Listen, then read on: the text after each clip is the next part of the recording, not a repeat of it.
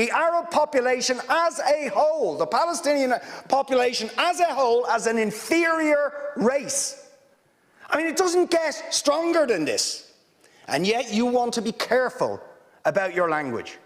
You're happy to correctly use the most strong and robust language to describe the crimes against humanity of Vladimir Putin, but you will not use the same strength of language when it comes to describing Israel's treatment of the Palestinians, when it is now being documented and detailed by two of the most respected human rights organisations in the world, and indeed has been alleged by dozens and dozens of non-governmental organisations, and to be honest, anybody who looks honestly at the decades of brutal, inhumane persecution of the Palestinians, successive assaults on Gaza, the annexation of their land and territory, the systematic application of apartheid rules, you don't want to even use the word apartheid.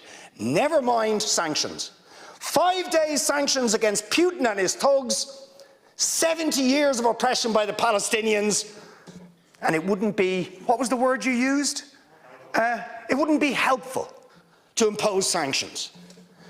Amnesty International are calling for Israel to be referred to the International Criminal Court for crimes against humanity. Will you support it?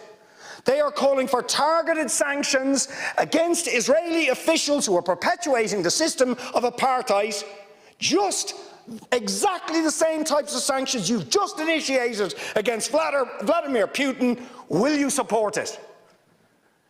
And I think the answer is clearly you're not going to. And then we ask the question, why? Why? With such strength of feeling, Fine Gael and Fianna Fáil and Green TD stood up one after the other, saying it was intolerable, the thuggery and the warmongering and the brutality of Putin. You wouldn't stand for it. Urgent action had to be taken. But we've got to be much more careful with the Palestinians.